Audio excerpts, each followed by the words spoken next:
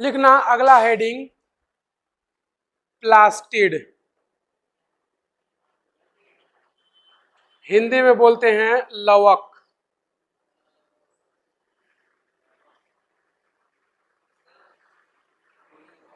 तो देखना जो प्लास्टिड होता है तीन प्रकार का होता है, तीन प्रकार का होता है। जो नंबर फर्स्ट होता है उसको हम लोग बोलते हैं ल्यूकोप्लास्ट, हिंदी में बोलते हैं अवर्णी लवक। जो सेकेंड होता है उसको हम लोग बोलते हैं क्रोमोप्लास्ट, हिंदी में बोलते हैं वर्णी लवक।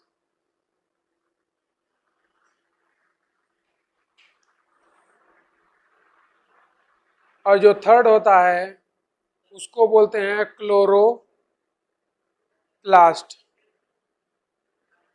हिंदी में बोलते हैं हरित लवक।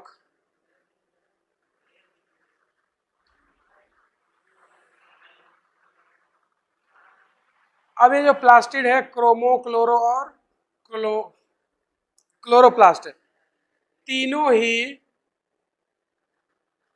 डबल मेम्ब्रेन होते हैं या दोहरी झिल्ली युक्त होते हैं, तीनों ही डबल मेम्ब्रेन होते हैं या दोहरी झिल्ली युक्त होते हैं।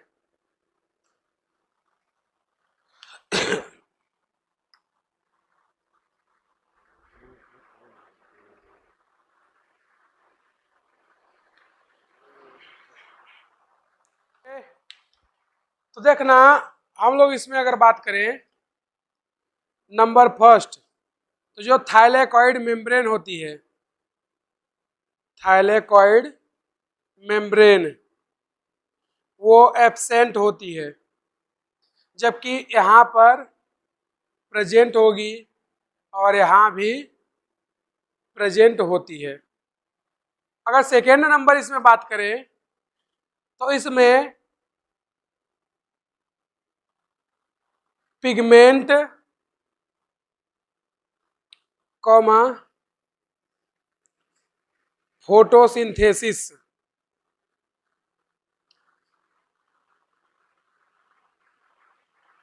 ये दोनों ही नहीं होगा, जबकि इसमें पिगमेंट और फोटो सिंथेसिस ये दोनों ही होता है। इसमें भी पिगमेंट और फोटोसिंथेसिस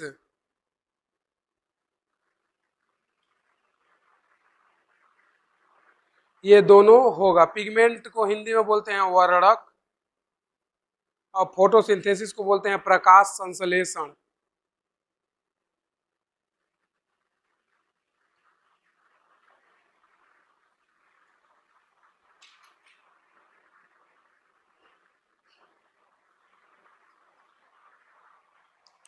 अगर हम लोग आगे बात करें इसी में, तो जो ल्यूकोप्लास्ट होता है इसका मेन फंक्शन या कार्य, इसका कार्य होता है फूड स्टोर करना।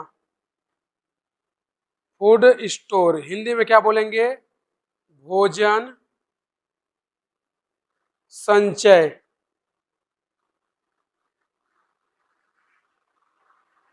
करना।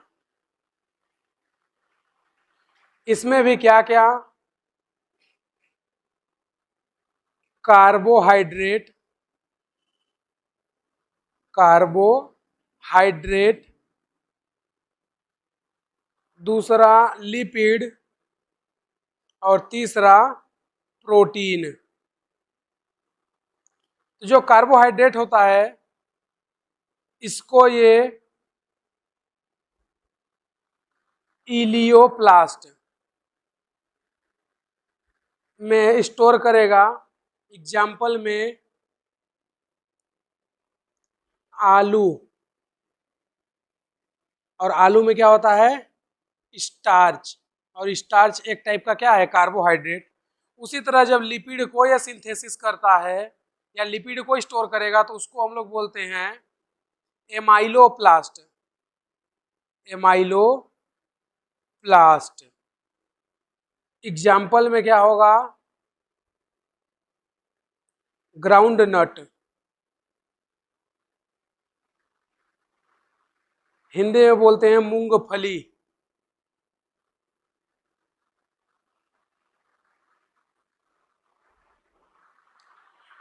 और जब प्रोटीन का सिंथेसिस करेगा या स्टोर करेगा तो उसको हम लोग बोलते हैं एल्यूरोप्लास्ट। एग्जाम्पल में आ जाएगा दाल या पल्स, हिंदी में क्या बोलते हैं, दाल। तो इसका मेन काम क्या होता है, फूड स्टोर करना या भोजन का संचय करना। अगर कार्बोहाइड्रेट करेगा तो उसको हम लोग क्या बोलते हैं, इलियोप्लास्ट। अगर वो लिपिड करता है तो उसको क्या बोलते हैं, एमाइलोप्लास्ट। और अगर प्रोटीन करता है तो उसको बोलते हैं एल्यूरोप्लास्ट। तो ल्यूकोप्लास्ट जो होता है उसमें ना तो वर्णक होगा और ना तो प्रकाश संश्लेषण होगा। जब वर्णक नहीं है तो कोई प्रकाश संश्लेषण नहीं होगा और ना ही कोई कलर आएगा। तो जब कलर और वर्णक दोनों ही नहीं है तो ये मेन किसका काम करेगा, फूड को स्टोर करने का या भोजन को संचित करने का। दूसरे की बात करें क्रोमोप्लास्ट या वर्णी लवक, तो वर्णी लवक में पिगमेंट होता है, अगर पिगमेंट है तो कलर आएगा, और पिगमेंट है तो प्रकाश संश्लेषण या फोटोसिंथेसिस भी होगा। लेकिन मुख्य कार्य जो क्रोमोप्लास्ट का होता है वो कार्य होता है इसका रंग प्रदान करना। यानी कि जो पेटल्स होती हैं या फल होती हैं उनका जो छिलका होता है जिसको फल भित्ति बोला जाता है, उनको ये लोग क्या देते हैं, रंग देते हैं या कलर प्रदान करते हैं। जैसे मैंगो हो गया उसको हरा रंग देना, अनार हो गया उसको लाल रंग देना, संतरा हो गया उसको ऑरेंज कलर देना। इन सभी का रंग देने का काम कौन करता है, क्रोमोप्लास्ट, क्योंकि उसके पास क्या है, पिगमेंट या वर्णक, और प्रकाश संश्लेषण भी करेगा। लेकिन मेन काम क्या होगा इसका, रंग प्रदान करना। तो अगर हम लोग इसके कार्य की बात करें तो मुख्यतः रंग प्रदान करता है, मुख्यतः रंग प्रदान करता है, और इसके साथ साथ फोटोसिंथेसिस भी करेगा, फोटोसिंथेसिस या प्रकाश संश्लेषण भी करता है। लेकिन मेन काम क्या है उसका, रंग प्रदान करना। और ये कौन कौन से कलर देगा, वो जो कलर है या तो रेड देगा या येलो देगा या ऑरेंज देगा, ये तीन कलर देता है। और अगर हम लोग इसके पिगमेंट की बात करें तो इसमें जो पिगमेंट होता है या वर्णक, इसके पिगमेंट या वर्णक की हम लोग बात करें तो इसमें जो पिगमेंट होता है वो तीन टाइप्स का होता है। नंबर फर्स्ट होता है कैरोटीनाइड, और कैरोटीनाइड भी तीन प्रकार के होते हैं, अल्फा, दूसरा होता है बीटा, और तीसरा होता है गामा। तो जो बीटा कैरोटीन होता है ये कहाँ पाया जाता है, गाजर में। कहाँ पाया जाता है, गाजर में। दूसरा जो इसके पास पिगमेंट होता है वो होता है जेंथोफिल,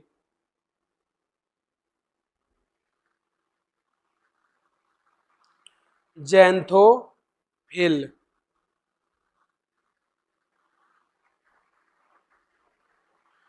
तो जो कैरोटीनाइड होता है तुम लोग पढ़े होंगे कि गाजर में जो होता है वो क्या होता है, बीटा कैरोटीन। तो जो गाजर का लाल कलर दिखाई देता है वो किसके कारण होता है, बीटा कैरोटीन के कारण। क्योंकि कैरोटीनाइड भी तीन प्रकार के होते हैं, अल्फा, बीटा, गामा। तो उसमें से मेनली गाजर को जो लाल रंग देता है वो कौन देता है, बीटा कैरोटीनाइड। तो जो बीटा कैरोटीनाइड होता है वही गाजर को मुख्यतः लाल रंग देता है, इसलिए गाजर में क्या पाया जाएगा, बीटा कैरोटीनाइड। इसके अलावा ज़ैंथोफिल और क्लोरोफिल भी पाया जाता है। तो जो क्लोरोफिल होता है वो भी इसके पास होगा। तो जो तीसरा पिगमेंट है वो कौन होगा, क्लोरोफिल। लेकिन इसका मेन काम क्या है, मुख्य काम रंग प्रदान करना है, यानी कि जो फल होते हैं उनको रंग देता है। कौन सा कलर देगा, रेड, येलो और ऑरेंज। तो इसका जो कार्य है वो क्या है, पेटल, हिंदी में इसको बोलते हैं दल, या जो पुष्प की पंखुड़ियां होती हैं उनको, और फल भित्ति जिसको इंग्लिश में बोलते हैं पेरिकार्प, फल भित्ति को रंग प्रदान करता है, रंग प्रदान करता है। समझे। अब क्लोरोप्लास्ट की बात करें तो इसके पास भी पिगमेंट है, प्रकाश संश्लेषण होगा।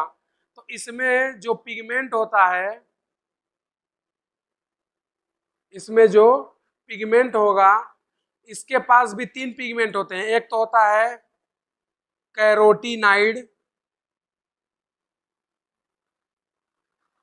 दूसरा होता है ज़ैंथोफिल,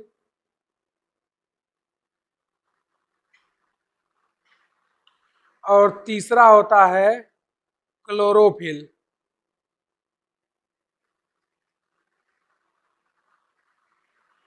क्लोरोफिल ए।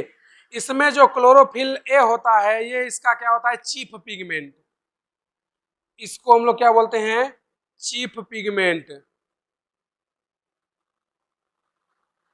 या मुख्य वर्णक। इसी के कारण जो पत्तियां होती हैं वो क्या होती हैं, ग्रीन होती हैं। इसका मेन काम क्या होता है, प्रकाश संश्लेषण सबसे इसका मुख्य काम है, यानी कि रंग प्रदान करना वो क्रोमोप्लास्ट का काम होता है। इसका मेन काम क्या है, प्रकाश संश्लेषण कराना। जैसे ल्यूकोप्लास्ट का सबसे मेन काम क्या है, फूड स्टोर करना। क्रोमोप्लास्ट का मेन काम क्या है, रंग प्रदान करना। उसी तरह क्लोरोप्लास्ट का मेन काम क्या है, प्रकाश संश्लेषण को करवाना। ल्यूकोप्लास्ट में फूड 3 रूप में स्टोर होगा, या कार्बोहाइड्रेट, या लिपिड, या प्रोटीन। अगर कार्बोहाइड्रेट के रूप में होगा तो उसको हम लोग क्या बोलते हैं, एल्यूरोप्लास्ट, सॉरी इलियोप्लास्ट। लिपिड में होगा तो एमाइलोप्लास्ट, और प्रोटीन में होगा तो एल्यूरोप्लास्ट। क्रोमोप्लास्ट का मेन काम रंग प्रदान करना। कौन कौन सा रंग देगा, रेड देगा, येलो देगा, ऑरेंज देगा। ये फल और जो पेटल होता है, जो गुलाब की पंखुड़ियां होती हैं या पुष्प की पंखुड़ियां जो हरा, नीला, लाल, पीला तुम्हें दिखाई देती हैं, उन सभी को रंग देने का काम कौन करता है, क्रोमोप्लास्ट। पिगमेंट दोनों के पास सेम होते हैं, लेकिन इसका मेन पिगमेंट क्या होता है, क्लोरोफिल ए, जिसके कारण पत्तियां क्या होती हैं, हरी होती हैं। इसका मेन काम क्या होगा, प्रकाश संश्लेषण को करवाना। समझे। इतना छाप दो, फिर आगे इसी में लिखेंगे।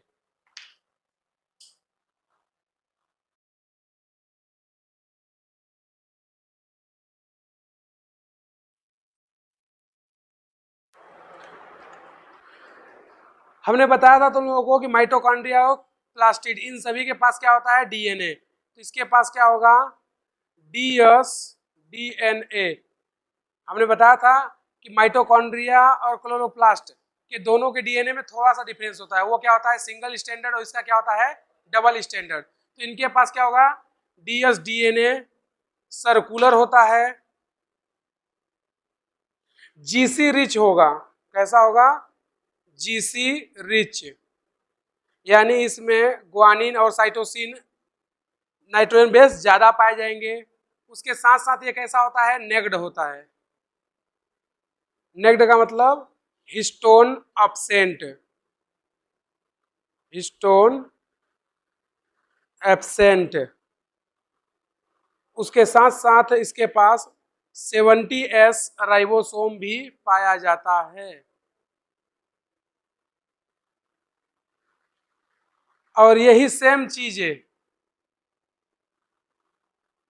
इसमें भी होगा और इसमें भी होता है, यानी कि तीनों प्लास्टिड, ल्यूको, क्लोरो, क्रोमो, तीनों के पास DSDNA होगा, सर्कुलर होगा, GC रिच होगा, नेक्ड होगा और साथ में 70S राइबोसोम भी पाया जाएगा।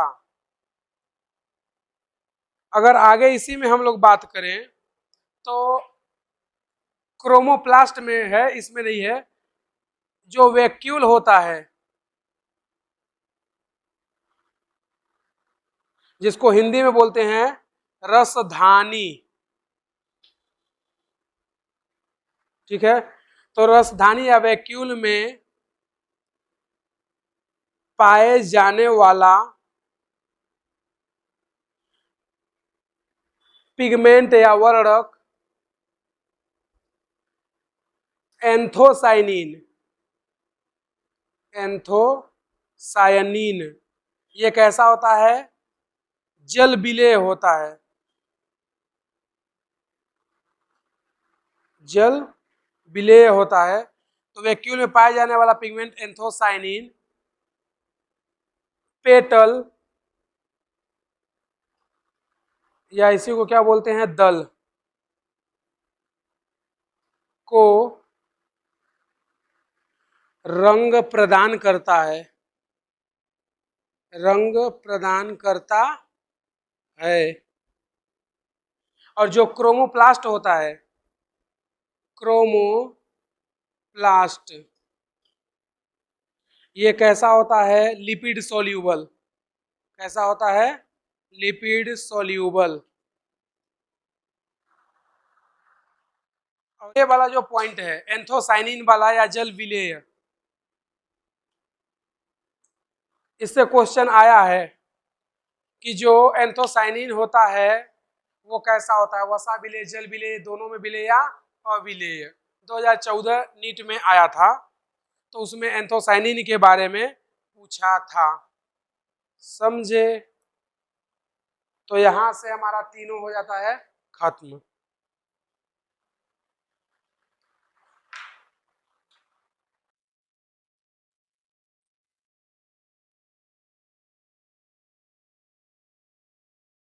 देख लेते हैं, हमने क्या लिया है? हरी पत्ती या ग्रीन लिप। ग्रीन लिप में होती क्या है? मीजोफिल कोशिकाएं। क्या होती है? मीजोफिल कोशिकाएं। इन मीजोफिल कोशिका के अंदर कौन पाया जाता है? क्लोरोप्लास्ट।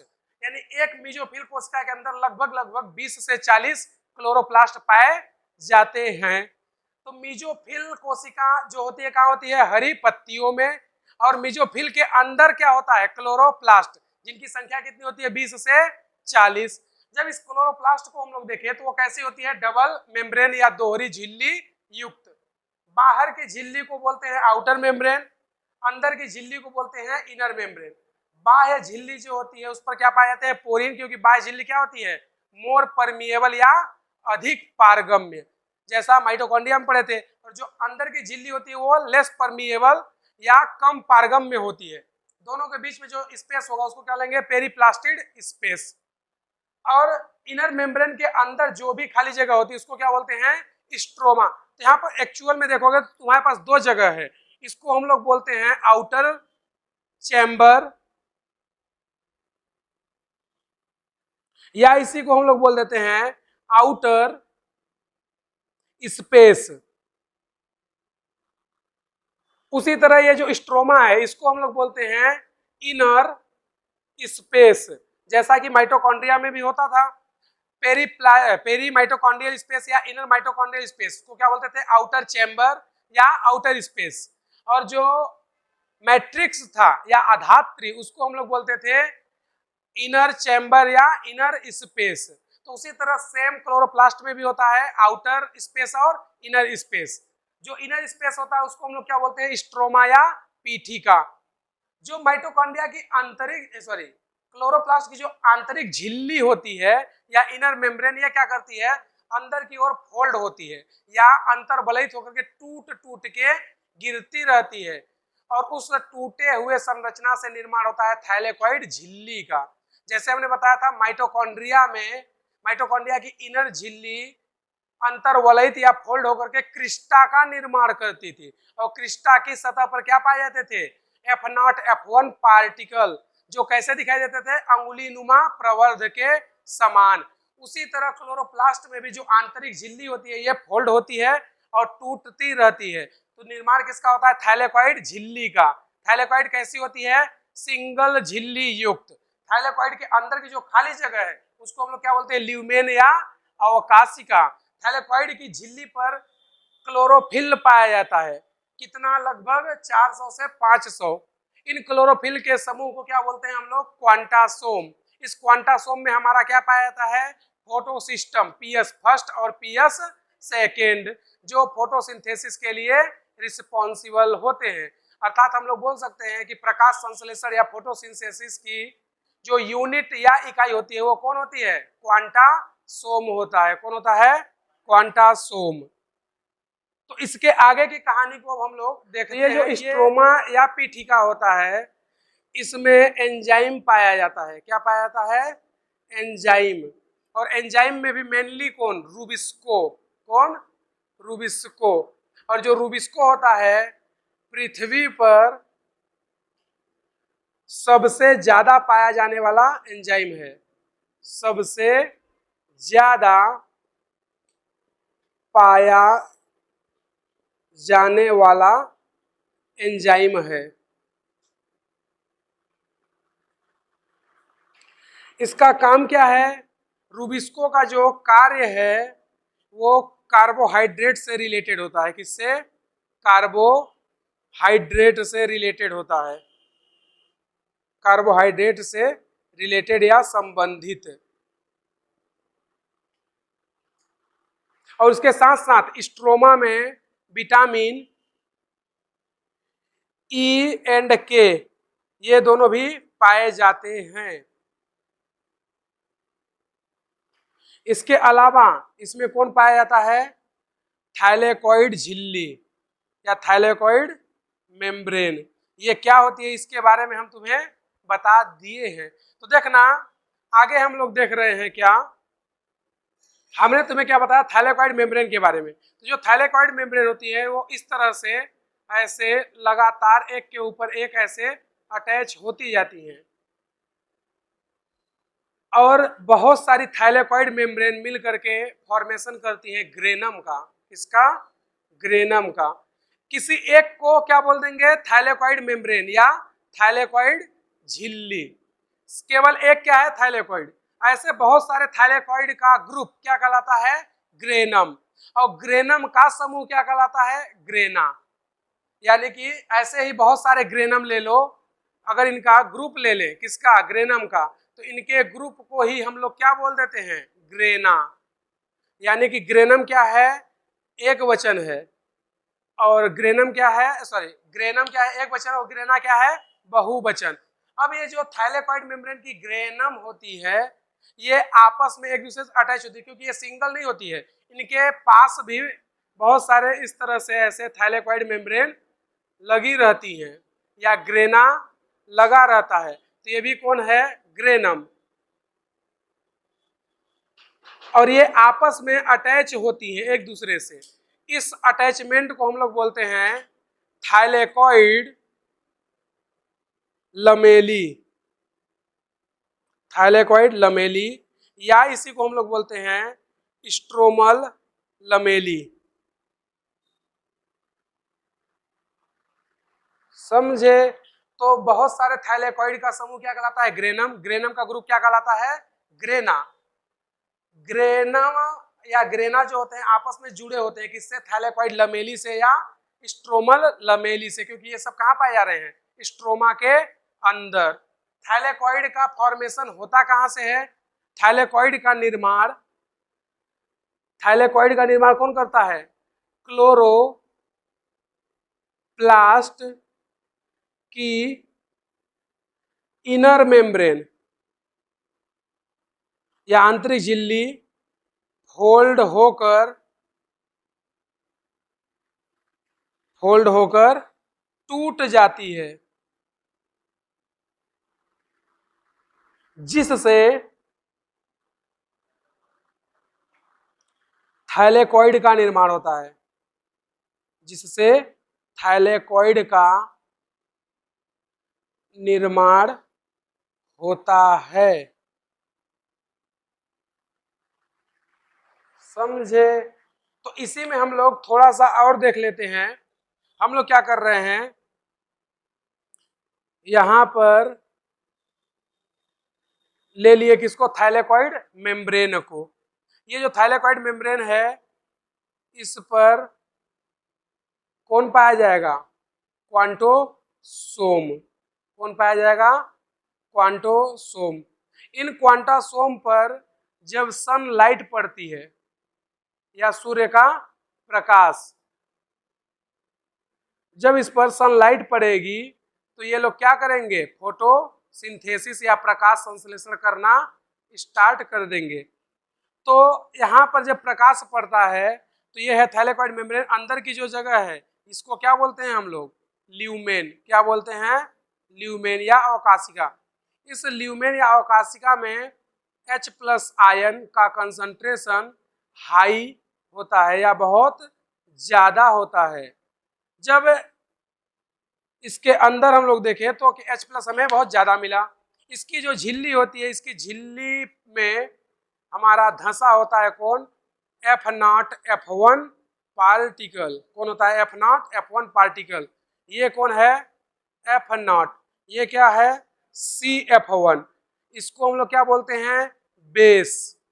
ये कौन है, स्टाल्क। और ये कौन है, हेड। तो जो इसका हेड है ये कहाँ रहता है, स्ट्रोमा के अंदर। जैसे तुम्हें अब ये डायग्राम बताए थे, तो जो थाइलेकॉइड मेम्ब्रेन है उसका जो बेस वाला पार्ट है वो कहाँ धंसा है, थाइलेकॉइड मेम्ब्रेन में। जबकि स्ट्रोमा, इसका जो हेड है वो कहाँ रहता है, स्ट्रोमा के अंदर।